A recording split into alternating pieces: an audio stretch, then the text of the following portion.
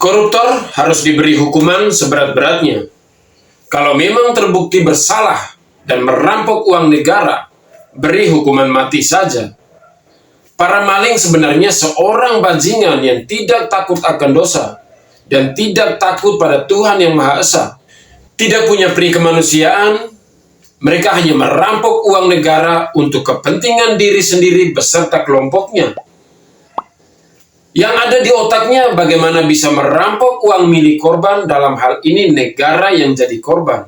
Untuk kasus korupsi yang melibatkan Menteri Komunikasi dan Informatika, Johnny G. Plate, sangat menyedot perhatian masyarakat.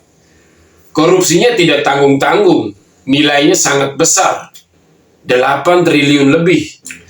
Uang tersebut untuk 3 hal, yaitu biaya kegiatan penyusunan kajian pendukung, markup harga, dan pembayaran menara BTS 4G yang belum terbangun. Kejaksaan Agung terus menyelidiki aliran dana dalam dugaan kasus korupsi Johnny beserta teman-temannya. Dalam kasus ini, Johnny sudah diperiksa sebanyak 3 kali pada Selasa 14 Februari 2023, Rabu 15 Maret 2023, dan Rabu 17 Mei 2023. Merujuk pemberitaan di beberapa media, 17 Mei 2023, selain Johnny G. Plate, ada 5 tersangka lagi yang mesti segera diperiksa dan dijebloskan ke sel tahanan. Kelimanya adalah Direktur Utama Bakti Komunikasi Informatika yakni Adnan Ahmad Latif, Account Direktur Departemen PT Huawei, Mukti Ali, Komisaris PT Solitet Media Sinergi yakni Irwan Hermawan, kemudian Direktur Utama PT Mora Telematika Indonesia, Galumbang Mainak, dan tenaga ahli Human Development Universitas Indonesia tahun 2020, Yohan Suryanto.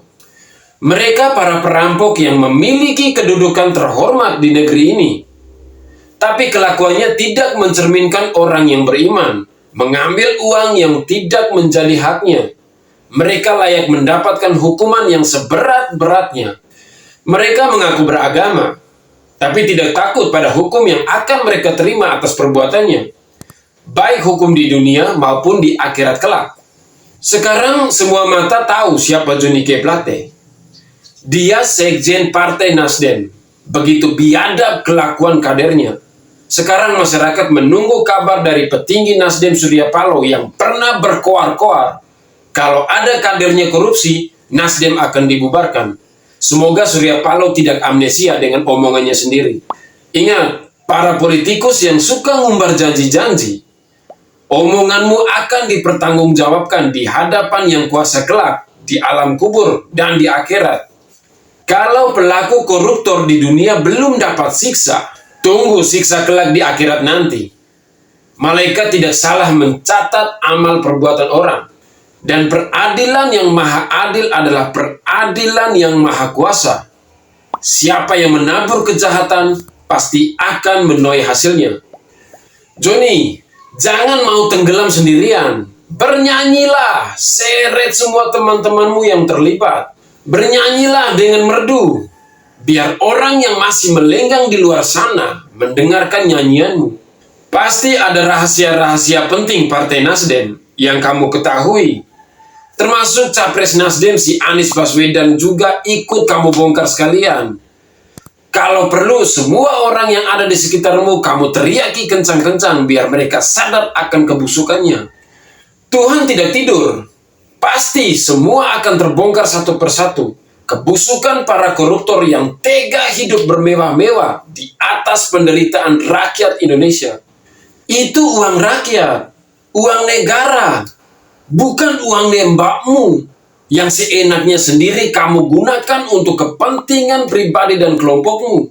Kalau rakyat berkehendak, saatnya koruptor dihukum mati. Negara harus memperhatikan usulan dari rakyat, karena koruptor jahat, sangat jahat. Tidak takut dosa mengambil dan merampok uang negara yang jumlahnya 8 triliun lebih. Undang-undang Tipikor terlalu ringan untuk para koruptor kelas kakap. Pasal 2 Undang-Undang Tipikor hukuman penjara paling sedikit 4 tahun, penjara paling lama 20 tahun, denda paling sedikit 200 juta dan paling banyak 1 miliar. Kalau korupsinya 8 triliun, ketika keluar penjara masih laba dan masih bisa hidup bersenang-senang.